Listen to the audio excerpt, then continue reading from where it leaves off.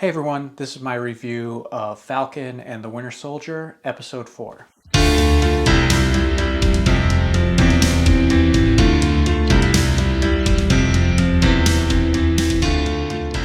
Alright, so I'm back. Last week I said I may not be reviewing anymore, but I decided to give it one more go for one important reason that I'm going to get to in a minute. But right off the bat, I'll just say I'm still not loving the plotting. In fact, when you don't take the time to really nail down a well thought out script without any glaring potholes, then it's a good way for me to immediately turn off your show. But there's just an appeal, just the fact that it's in the MCU that earns a high level of forgiveness. It's like when you're watching a kind of over the hill comedian that you've loved his stand up or her stand up for many years, and maybe they aren't as funny as they used to be, but you just enjoy watching them nevertheless, even if you're not laughing the same way you did when you were younger. That's how I feel about this season of Falcon and the Winter Soldier. But I don't want to rant too long about the things I didn't like, because there's one very important thing that I really did like. So I'll just use one example of like the kind of plotting that just infuriates me when they're having the big encounter in that hotel room, the loft that Baron Zemo just has. Is he renting this? Is this his family loft? And I don't think they're in Madripoor. I have no idea. It doesn't matter. The plot's not important, obviously. So they're having this encounter. All the good guys are there. All the different factions are there, and this fight ensues. And of course, Baron Zemo uses it as an excuse to just disappear. And it's so obvious that it was about to happen, and it did happen. And there was no original idea that went into it. It was just, entirely supported by the personalities of the people involved and some cool fighting, no doubt about it. The fighting in this show has been, pretty good.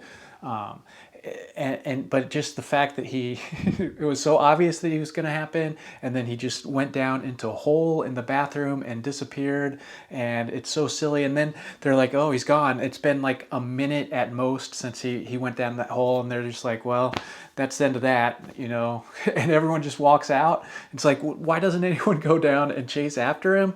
It's so silly that, like, these warriors from Wakanda have come all this way, and then he goes down the hole, and it's like, well, there's no way of us finding out where he went. It's ridiculous, and it doesn't matter because that's besides the point. I can't help myself. One more example, there's the moment, it's a really subtle moment, maybe a lot of people didn't catch it, but Bucky is defending the Avengers because someone has just compared the Avengers to, I think it's Baron Zemo, to the Nazis, and like one group or one set of people or one type of person can't have all the power. It's not fair. It leads to tyranny. And, they give the example of the Nazis, and then they give the example of the Avengers, and Bucky's like, oh, you can't, the Avengers aren't like that.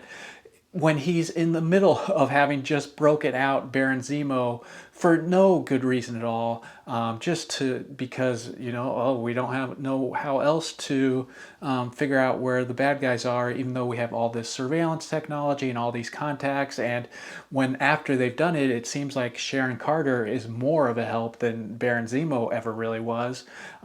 It's all so poorly constructed. This plot, it doesn't make any sense. It's a house of cards, another cliche on my part, but it doesn't matter, and they know it doesn't matter, and they're acting like it doesn't matter, they being the writers and the creators, and us the viewers. Yeah, it doesn't matter because we're either loving it or we're hating it for the wrong reasons, because this brings me to what I really do like about the show, which is that it's pissing off racists. And if your show is pissing off racists, then there has to be something redeemable about it. And I'm here for the the multiple storylines, the way they're dealing with race, the way they're dealing with who gets to represent the country, who gets to call themselves a patriot.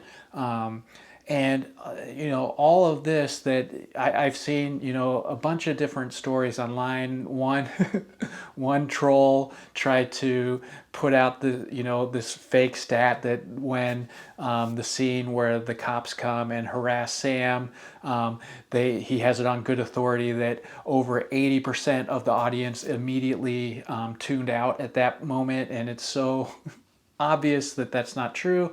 And just the fact that it's pissing off trolls and pissing off racists and sexists and all of the people that that have obviously dominated culture for too long, and now it's getting taken away from them, and we're creating more diversity. I love it, and the fact that it's making them angry is all to the good. And that's really all I wanted to say. The one other thing that I would add about the show is I've now realized this is the kind of show it's best if you watch it while you're multitasking. You're looking at your phone. You're you're cleaning around the house, whatever it is. If you're not giving it its full attention, then the big set pieces and the cool moments, like the way that episode ended, is really terrifying and awesome, with Captain America, with a bloody shield, having just bludgeoned someone to death, with cameras rolling, and that's such rich territory. And there's a lot of good moments like that, and a lot of the actors are really good, and so they've created these cool set pieces and cool moments, and the connective tissue between those moments is so flimsy. But if we just ignore it, and if you're just like looking at your phone, you're like, oh, how did we get here? It doesn't matter. The less you know about how we got there, the better.